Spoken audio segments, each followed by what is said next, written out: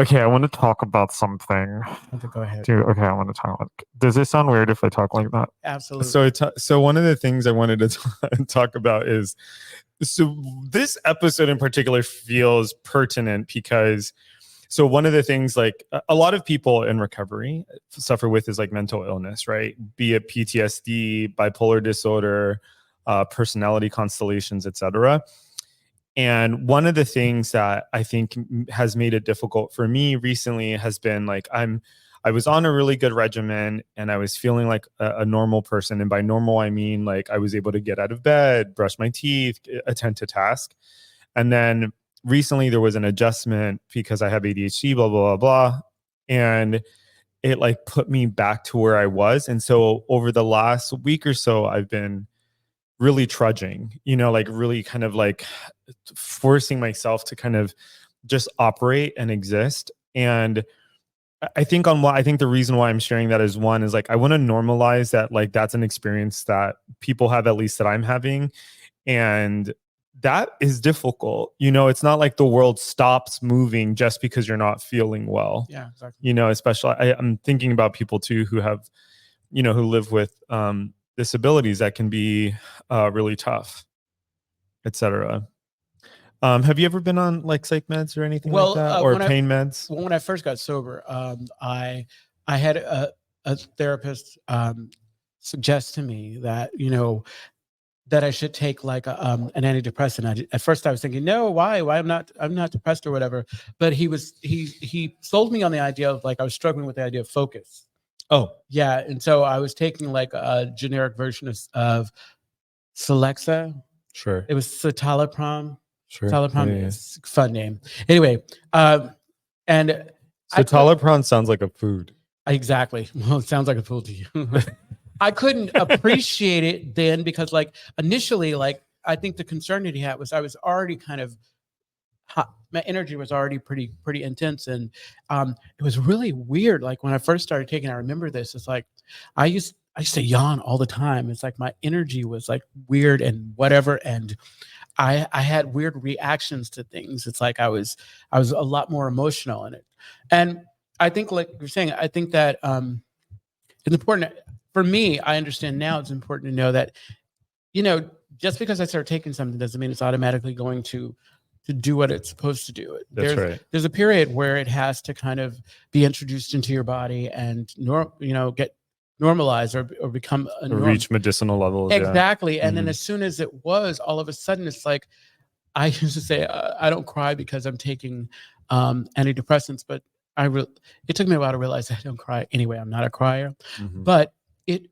kept me even because I went through some pretty heavy stuff in early recovery, like the loss of friends, the mourning, the lifestyle and everything. And it was a gift. I can see now it was an absolute gift because there was some stuff I couldn't deal with, or I wouldn't have been able to deal with. And this kept me even. Steven is so bored he walked away. I know, exactly. From, you know what? This is so Steven, who's like manning the ship, literally just got up and just walked out of the room. I know. So we're on our own right now. Let's go crazy. Yeah. Gosh. Yeah, that was for me. That was only the only kind of pain medication I've been on is like aspirin, like Tylenol, things like that. Nothing narcotic. Yeah, I went out my last relapse. I went out on pain meds. It was weed and pain medication. I remember I remember the first time I ever did a pain. I think it was like a Percocet or something like that. And I remember, did I ever tell you about like the last time I had a procedure done a couple years ago and they gave me propofol and fentanyl? No, wow. Okay. Yeah, so they gave me propofol and fentanyl, and I remember lying there and thinking to myself, oh my fucking God, this is why people do this, because I didn't have any feelings. Yeah. Like I didn't have any hurt feelings or anxiety. It was just this very blissful, peaceful state. And I remember thinking to myself, oh, this is why people do fentanyl. Yeah. Like, this is why, that a medication that I could put something in my body, or in this case, it was injected into my body, could take away all the pain and all the worry and stuff like that, despite how superficial it is. yeah, I just remember feeling very shook by that, especially afterward, because when I started to come down from the medication, I remember, God, I must have been so obnoxious because I was telling everyone, thank you for being so nice to me. But Thank you for being thank you. I love it here. You guys are so nice to me. It's Thank the you. You guys are best. so nice. I was just so like, that's just, and I remember thinking to myself, oh my gosh, I want to feel this way all the time. Alas, that's not the way life works. No, not at all. Can't And be unfortunately, it's like the way we were handling things before. It's like, I'm not a doctor. I don't, or a pharmacist or whatever. And so I don't understand. Like, I feel good. I want more of it. And so it's kind of like the reason why I don't bake. I'm thinking, well, if this much is good, then this much will be even better when add it. That's real. You know, Yeah. that's crazy you say that, because when I went out on I think it was like hydrocodone is what I did more. Like I took a bit and it felt good, and so I took more, and I remember feeling absolutely nauseous, and I didn't know, because that was my first time ever doing something like that. I didn't know that was like a side effect of these medications, is that if you take too much, I think you get constipated is one thing, and then the other thing is that it can make you really sick. Oh. Go ahead. I think something that we haven't said, like that we probably could talk about, and you can talk about more. Like, okay, so one of the things we thought about, like when thinking of recovery and medication, is sometimes you will be given these weird signals or messages that it's not acceptable, that it's not okay Oh, to yeah, do yeah. meds. And I'm not a doctor. This one's on its way, but I'm not a doctor and I don't prescribe and whatever. So I don't get to tell somebody what works for them and what doesn't work for them. Your recovery has to look the way it looks. And lately I've been telling people, you know what, you get to a certain point and you realize, okay, we needed the structure, because we get to speak about 12 step because that's our experience or whatever. But in the beginning, I had the rigid structure of 12 step or whatever. But the longer that I stay sober, I realized that, there are folks who do recovery the way they do recovery. And as long as you have acceptance around it, like I know folks who smoke pot or who do poppers or who do whatever, and they still think of themselves as recovered. And I don't get to say you're not recovered, because like, it's just not it's not my place. I mean, it's like, the hula hoop we talk about. Mm-hmm. If I want to stay in a place of peace and serenity, then I don't need to climb out of that hula hoop to tell you about yourself, because obviously that means that something's wrong inside my hula hoop. Yeah, I feel that. I thank you for bringing that up. To me, I am baffled to this day by how brazen some people can be. You know, how some people will just give you their opinion about what your recovery looks like, or what you're doing or what you're not doing, Mhm. right? That to me is very interesting. And one of the things that I love that my sponsor has often reminded me of is, she'll say, like, is it in the big book? Like, is it in the big book, in the 12 and 12? Is it in any of the literature? Because otherwise it's somebody's opinion. Absolutely. There are a lot of those. And there's so many opinions, and like, I think I've talked about this before too, about how, the other thing I really love that my sponsor told me years ago is, she said, Anthony, someday it might just be the only thing standing between you and a drink, or you and a drug, is God. She said, there are going to be days where the fellowship fails you, when meetings fail you, when people fail you, and it's just going to be you and God. And I think that to me is sometimes it's me and God, and and professional help. It's my therapist, or it's my Is that like psychiatrist. Thelma and Louise, like God's Thelma and Louise, but on God's Chrome, driving you off the cliff? yeah, God and my therapist. But yeah, I'm just so amazed at that. And it's kind of like similar to what we were talking about body image, about how people just feel very comfortable commenting on other people's bodies. Oh, absolutely. That to me is very wild. Well, I think, okay, so I will say that early on, coming in, you get into whatever form of recovery you're doing, and you feeling really good. All of a sudden, I'm in a different space, and I don't know that folks mean harm, especially in the beginning, but it's like I want everybody to have it. So, or actually, for me, what I'll say is like, this is what I had, and if I saw something different, it challenged what I had. And when you're that new, that fresh in anything that you're doing, it doesn't take much to start to question, to start to challenge it. And I feel like anytime that I may have been overzealous or is when I wasn't completely comfortable about where I was and in acceptance about, what I'm saying? I do know what you're saying. My sponsor is currently, well, I think she'd be comfortable with me sharing this. So she's currently on a pain medication, but she refuses to give it to herself. So she won't hold on to her pain meds. She gave her pain meds to a sober friend, and the sober friend is the one who's managing the pain medication for her. And she's like, I don't trust myself. I only take it when I need it, etc. And one of the things I love about her is that she's very protective of her recovery. And so she'll go to great lengths, even if it sounds or looks a little crazy, you know?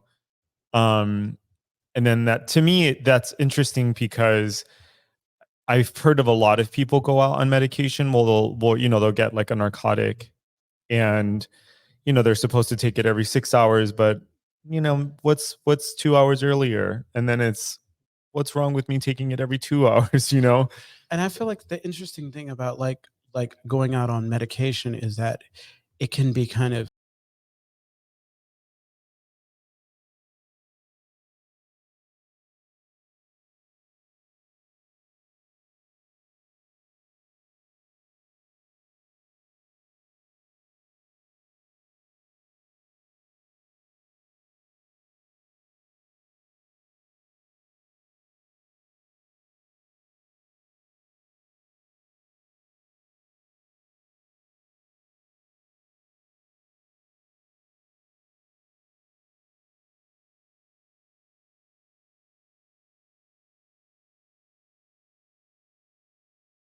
committed the kind of like, I committed this, I don't want to use the word sin, but if a psychiatrist puts you on medication or a doctor puts you on medication, you shouldn't, the general rule is that you shouldn't just abruptly stop medication because you don't want it. And I ended up doing that. I was on one medication and I hated the way it was making me feel, so I just stopped it.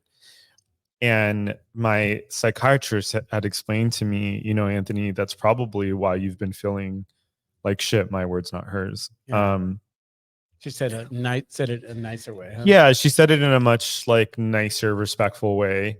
And I think, and that's something, and here I am, I'm like, I'm a mental health professional. I know better. And even then, or you believe you should know better, or I believe I should know better. You know what I mean? And I was like, fuck this. I don't want to feel this way. I don't want to. And so now I'm, this is the consequence of that. The consequence is like, now I'm having to kind of like, what it feels like I'm having to drag myself out of this funk. That being said, though, I've been able to use recovery around it. Like I've been able to use the steps and the fellowship. One of the things that's been helpful for me before is wringing your hands. You can't help it. Has been like just being really, you can bring your hands, it's okay. It has been, being honest with people about where I'm at. So remember the psychological stuff I was talking about? So months ago, Louis was watching a video that we had recorded. By a video we were recorded, I mean like the podcast, and he was upset that he kept wringing his hands. And so he was just wringing his hands on camera, and so I was just bringing his attention to that. I love it. It's like I'm plucking all of these things to support my thesis. No, Anthony is you're wonderful. I love you. I'm so happy that we are here. I actually, like, when I was taking the citalopram, I actually had experiences like that where in between like refills or whatever, there would be like a large gap because I wasn't taking it as responsibly as I should. That's such a And then I would be like, all of a sudden I'd be feeling some sort of way and not realizing, and then I'd have an aha moment, almost like halt, like, oh yeah, you're feeling like this because you're playing fast and loose with this medication that should be like built up in your system. Yes, Louis. Yes. And I think that's across the board. I think that's like pain medication, it's like psychotropics, psych meds, etc. Um, and I wonder how much of that, and this is just kind of, I'm just conjecture on my part, is like I wonder how much of that has to do with alcohol and addiction being cunning, baffling, and powerful, right? Like, sometimes I wonder, like, is that my addict brain, I don't know, playing tricks on me, like we were having a conversation earlier where despite all the evidence in the world to the contrary of any thought that we're having, we might still believe something that is like totally off. Oh, absolutely. But there was another part of it, the defiance that comes from whatever. At the time, I started carrying this, you have the Monday through Friday, Monday through Sunday pill boxes. And I also take blood medication for hypertension. And so every so often I would load it up and I was thinking, is this my life? Is this where it's come to? And so it's like I had some resentment around the fact that I had to take these pills. That's how I feel now. Yeah. I have the Sunday through Saturday pill box and I'm like, oh my God, am I an old man? Like I have to. And it's weird. It's like, this is you. This is loving. This is you taking care of yourself in the best way that you can. But like, I'm looking at this like this is offensive. Yeah. Well, the thing is I've gotten over it because I remember, did I tell you about this? How I told my psychiatrist, I'm like, oh, I think I'm fine. I think I can get off my medication. And then I got off my medication and I like my life. I think I told you that, right? Yeah. We could tell you that. No. It was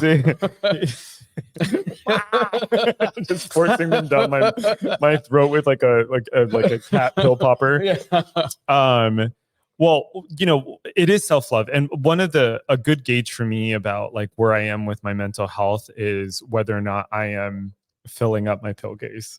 Yeah. Right. Like if I have the energy to fill up my pill case. The other thing is my dishes. Like, are my dishes washed? It's amazing. It's like it's kind of like with recovery itself. Like I always say, there are all these things that I put in the way of me and my next drink or drug.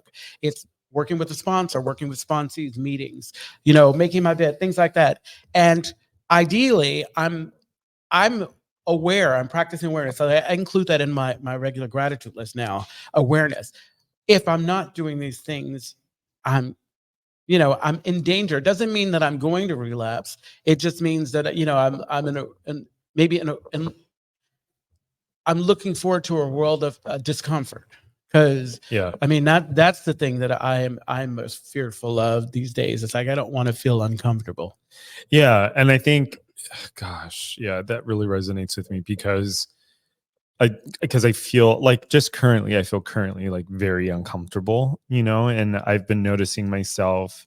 I was telling Steven that like I haven't smoked since I was in my 20s and I've been like wanting a cigarette. You know what I mean? Like I'm just relief, escape.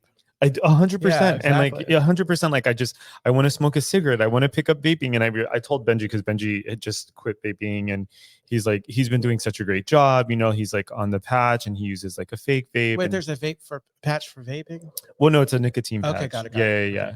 So he's been doing this great job and like, I've like noticed his struggles and he goes, Anthony, don't start. Like literally, I just stopped. Why would, you know what I mean? It would be, and it's he reminds me of just how stupid of an addiction it is. It's like, not to kind of downplay what it is, stupid in that like it's so quick and it's so expensive and it's so hard, to quit. And so, and it adds, it brings on a whole new group of issues. Yeah, but you're right, like 100%. Like I just, if I'm being real with me, it's like right now I just don't want to feel the way I'm feeling right now. And and if it's and I am taking right now I'm the consequences of my not taking my medication the way I should have been is that like I'm currently having to deal with this, and that I'm still an addict and an alcoholic, and there is still a part of me that wants to check out. It's like,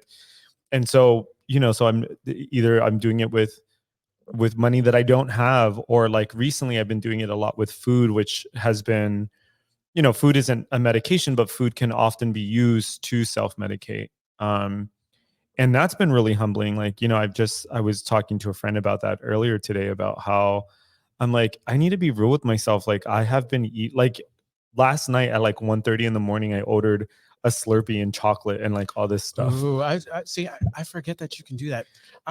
Okay, so check this out. This is the sidebar, but Yeah. that's one of the treats that I give myself for the movies. I love like having a nice Slurpee, and the reason why, because I'm old. I cannot drink a regular drink because then I'll be running back and forth to the bathroom. But the Slurpee is just right, and so I'm always happy to have I love it. a Slurpee. Yeah. I do. We have a comment. Ooh, we have a comment. Wakefield, hi. Thanks for the topic. I couldn't go in on Facebook, but the YouTube channels work. Well, Lovely. thank you for letting us know, Wakefield. I think this is the first time I'm seeing your face Yes. and your name. So thank you for joining us and thank you for letting us know. Welcome. Welcome. And what a lovely picture. That was a really lovely picture. Yeah, I just gosh, yeah. I ordered a Slurpee 1:30 in the morning, chocolate chips, and I'm like, Anthony. Wait, chocolate chips? No, like chocolate slash oh my god. Okay. Reese's peanut butter cups, Yeah. crisp, comma, Yeah, those and food chips. deliveries, like especially. And like, the crazy part is like terrible. I don't have like it's hella expensive, so I don't have the money to be doing that. Yeah. And I've just and you know what? I'm gonna admit something that's Go kind of ahead. hard to admit is I'm that excited. well, because I've been acknowledging like my food stuff has gotten out of control. So like I've reached out to my doctor and also I've had like disordered eating in my past. Mhm. And so I reached out to my therapist and I have been like watching this for a while. And so now I'm starting a program in April where like I'm looking at I'm taking this class around like like eating habits and stuff like that, which is crazy because I've worked with a nutritionist before. And I think I think I'm sharing all of that to say that like cunning, baffling, and powerful. You know what I mean? It's like I just read in somebody's gratitude list that they're an Overeaters Anonymous, and I had no idea this person was an Overeaters Anonymous. Because unfortunately, the shame and all that goes. It's just like it's just today. Like I love that. Like I have this program, and I think the one thing I'm circling back to is that it's really fucking hard to be an addict and an alcoholic. But And like you say all the time, it's and I've been quoting you. It is really hard to be a human. It's to be really hard to alive fucking be sometimes. human. Yeah, it can be very hard to be human, and like that's where I've been at recently. And of course, it's hard to manage medications, and of course, it's like difficult to do these things because it would just be easier to check out. Yeah, and with that being said, going back to what we were saying, it's like, the noise around you of people telling you you shouldn't. First off, it's like the relationship you have with the doctor who prescribed it. And this is of course, if it's a doctor that actually has a PhD and not somebody on the street. I mean, nowadays you can get things prescribed through internet. Like you can become you really can you can get stuff on the become internet. a minister of the Holy Church of the internet. Oh, yeah. But I think that like, we talk about like, and really maybe the focus, the reason why we're saying this is because of how 12 Step sees it. But my relationship with my doctor and whatever issues I have that may be beyond the scope of what 12 Step can do for me. Like I need to pay attention to that and to block out all the noise. I mean, I need to, also I know who's in my circle and I know who my trusted people are. And I know because I trust myself today when they have my best interest. And that's the thing that recovery or continued recovery continues to give me. It's like what it comes down to is not about if I trust anybody else, it's about if I trust me. Because when I'm trusting me, I'm making like wise choices, wise decisions that are beneficial to me. And if that includes medication, a nice little cocktail with my cocktail. It always blew me away, like how God they bless refer you. to a bunch of medications as a cocktail. As a cocktail, yeah. I'm all seriously, come on now. I've been trying to get away from them, Cocktails, yeah. but not the cock and tail. Oh, Hey, okay. We were doing so fine. Of course we were, and that's why I was. Yeah, go ahead. Yeah. I don't know. I appreciate all of that. I think, yeah, I'm just really in this moment, really in my feelings. Oh, I think, but this is, to be honest, this is therapeutic for me because, who gets to tell everyone on a podcast what their problems are? Oh, I know. This is like, I'm telling you, at different times, you and I have come here and we've gotten an additional hour of therapy. Yeah. Can I also say, yes, we have. Can I also say though, that I was working with a sponsee the other day and we were reading the third step, and he had this moment where What's the third step for people who don't know? Oh yeah, for the third step is we turn our will and our lives over to the care of God as we understand God. So you're turning your will over to God, or whatever your conception is of God. And he asked this like very profound question about the third step prayer. And he was asking about the part of the prayer where it says, "Take away my difficulties, that victory over them may bear witness to those that I would help of thy power and thy love and thy way of life." And he said, "What's that about?" And I remember, and I said to him, like my understanding of that is like, God, take this stuff away so that people know that you're real. And I remember his reaction was like very unexpected, but when he was like, oh shit, like something had clicked for him. And he was saying to me, oh my God, this is what we describe as a spiritual experience. And I remember there was just something about being in the room with him and listening to him and feeling this sense of awe where I was like, oh, this is why we work with other people. Absolutely. How amazing is that when you witness in real time somebody getting it? It's like, huh? Click. Yeah. And what it did is it like, well, even reading through the third step in the 12 and 12 was like, I needed that, like I needed that reminder. And then also just being in his presence while he was doing the work was just, so there is this thing that like you can't quite describe, or rather I should say I can't quite describe, that happens when you're not like isolating and you're connecting with other people despite like what the troubles are, whether you're dealing with like managing your medications or like the troubles of every day, right? I think where I'm circling around all of this is how we'll be talking a whole month dedicated to medication and recovery, but how, one of the things that I feel like I need to put a circle around is that the fact that like what's difficult about it is like wanting to check out, like you said, it's this wanting to be somewhere other than where I am. And recovery and sobriety, as like I understand it, is about being present for those situations that are uncomfortable. Yeah. I just wanted to say it's something that I kind of remind myself. Okay, so my relationship to drugs and alcohol, I have had a tendency, and sometimes I still do. I want to vilify them. I want to vilify drugs and alcohol. And the reality of it is, it's not that substance. It's not the drug. It's not the alcohol. It's the how I was using it. How I was using it to not, So I have friends who still drink and still whatever, and I remind myself that, and even if I think they need to do so, like it's my responsibility for me. This is what works for me. This is what I need. And it's like, it definitely helped. It's definitely helped knowing that, Louis, it was just you. And if you just focus on you, that's a heavy enough weight itself. I love that. And I think it's around that time. Absolutely. When we get to this part where we start reading stuff, it reminds me of like how when we close out meetings and like we start doing all the